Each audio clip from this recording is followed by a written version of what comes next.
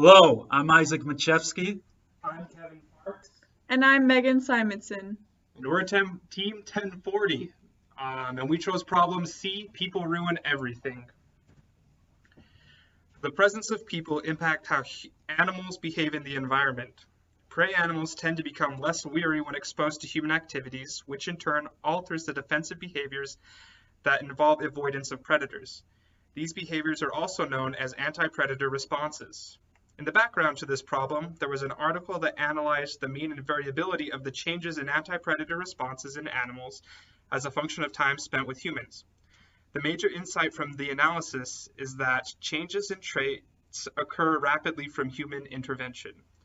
Our problem is to understand what happens when a group of people enter and leave an ecosystem of predators and prey by examining the effect that humans have on prey anti-predator responses. The assumptions of our model, we wanted to understand the base effects, so we assume that the populations of predator, prey, and humans all experience an exponential growth. We also assume that the presence of humans are a benefit to the predators and a detriment to the prey due to the influence of anti-predator responses.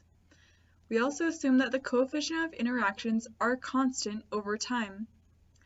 We assume that a predator and prey relationship can coexist in a cyclic population cycle without any outside interaction.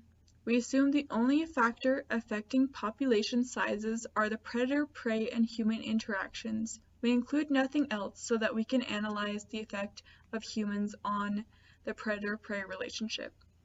Lastly, we assume that the human population is unaffected by animals or other factors. We first start with the exponential growth for a single species based on the assumptions before. Therefore, we get this equation on the left, in which states that the change in population with respect to time equals to a constant times the function itself. Keep in mind the constant A is the growth constant that can be either positive or negative. Therefore, if we now wish to include a two-system species, we obtain the following formula on the right, in which the product of x1, x2 represents the interaction term among the two species. In addition, A1, A2, A12 and A21 represents the coefficient of species 1 acting on species 2 and species 2 acting on species 1. Therefore, if we expand our logic into the logic of the model formulation, we can obtain the following n interaction system, which shown by the formula on the left.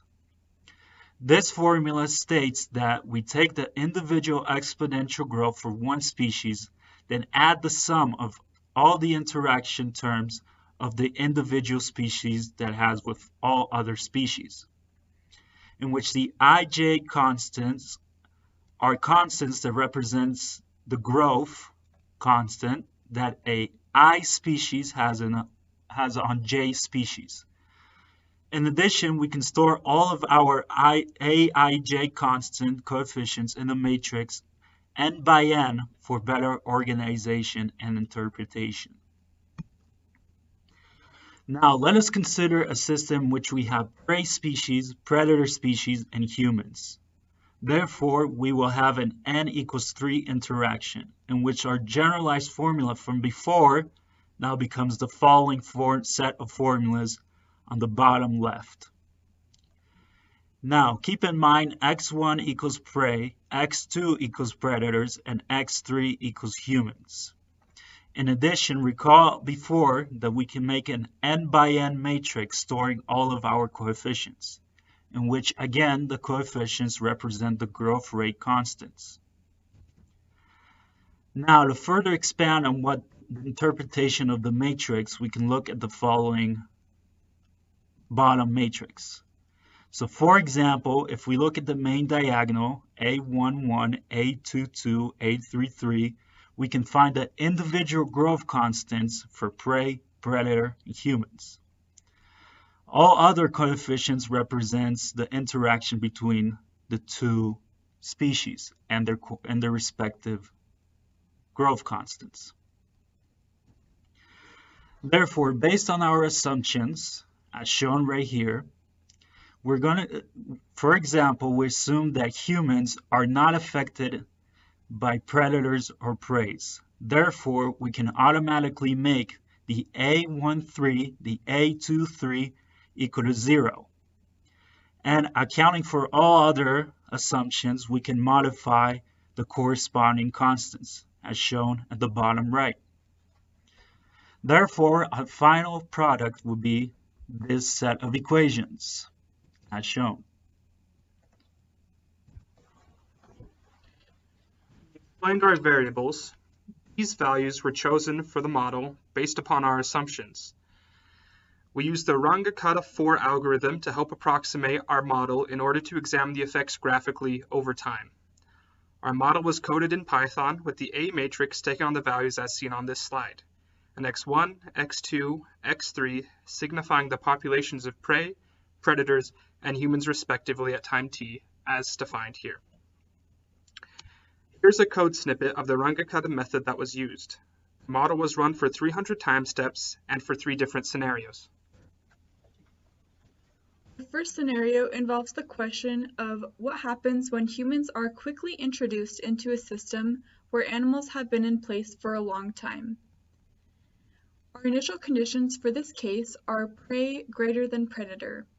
As shown in the graph, the increase of human population slowly decreases the maximum of predator and prey in their cyclic relationship until one species dies out, followed by the other.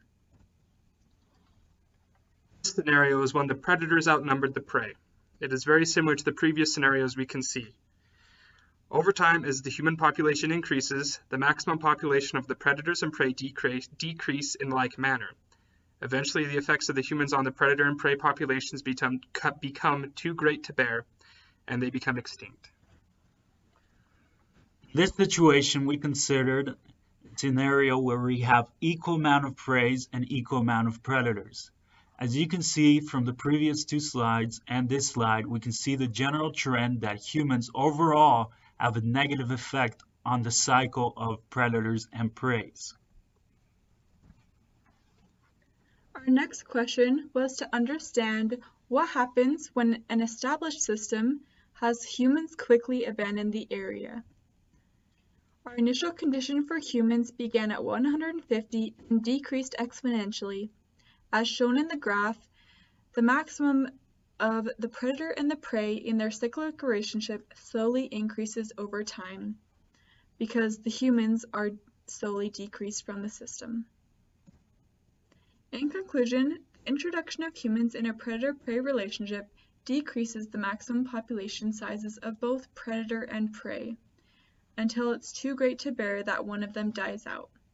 If the initial populations of predator and prey are too low, the influence of humans on their anti-predator responses is too great to survive, and they eventually die out.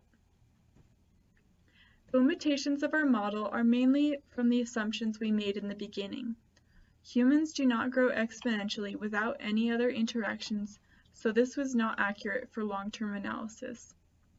Also, negative effects of human population growth on predators are not taken into account.